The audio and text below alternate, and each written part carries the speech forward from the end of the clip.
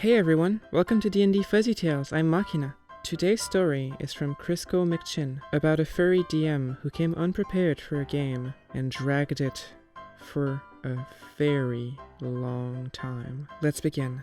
I have always wanted to play a sci-fi campaign. However, none of my friends are very interested in the genre, and those that aren't very good game masters. This is the story of one such individual, who we'll call Caleb.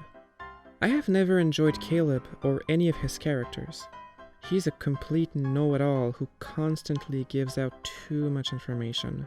However, I really wanted to play a sci-fi campaign, so when he said he was going to be running one, I decided to put my prejudice aside and play. Red flag number 1. Caleb is a furry, which is fine, except he took it upon himself to create 4 or 5 homebrew races for the campaign. All anthropomorphic races. He also got really upset that none of us planned on using his homebrew races, so we all caved and picked one. Red flag number 2. So many people I know fall for this rookie mistake, but this guy isn't a rookie. He literally began the session with, "None of you know each other. You're all at a bar. What do you do?" Nothing was happening in the bar, so I said my character was sitting at a table having a drink. All the others were doing similar activities. Fellas, this lasted for about an hour and a half of real-world time, as we're all struggling to force interaction, and he just sits there assuming we're all going to run up to each other, hook on our friendship bracelets, and come up with an adventure on our own.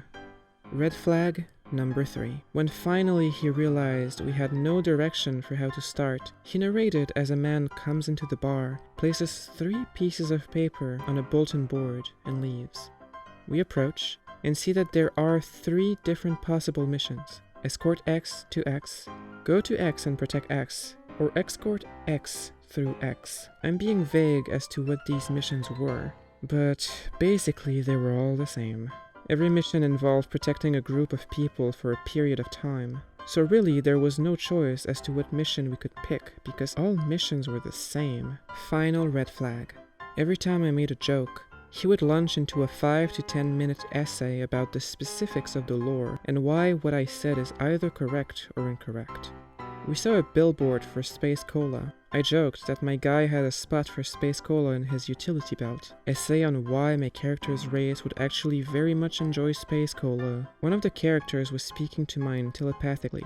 I joked in character that he should come speak to me face to face because my head was starting to hurt. Essay on why my character's race is actually well accustomed to speaking telepathically, so his head wouldn't actually be hurting. One of our party members had a ship that Caleb described as looking like a hunk of junk. I joked in character about how I was doubtful it could even get off the ground. Essay on how the race of that character is actually known for making very reliable ships, so even if it looks junky, it's definitely top quality. All of these essays could have been ignored if he took the jokes as just jokes. But no, he spent between 15 to 30 minutes of real-life time essentially lecturing us.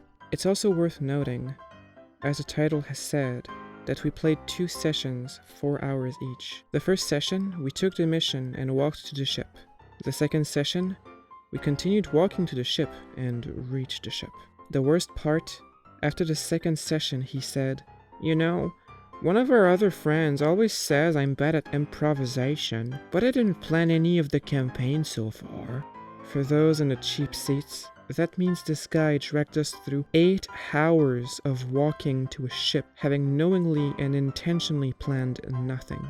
I dropped after session 2, claiming schedule conflicts. Well, I should say OP definitely did the good thing by leaving that group. I can't imagine that the game would run for more than a few more sessions after that. There's only so much you can go on without any preparation whatsoever, especially with how bad the DM was at doing it. As a general rule, if your game master doesn't show any interest and any dedication to the game he's planning, he shouldn't be expecting the players to do the same. What do you think? Leave your comments below, and make sure to tune in to our next Fuzzy Tale. Thanks for watching.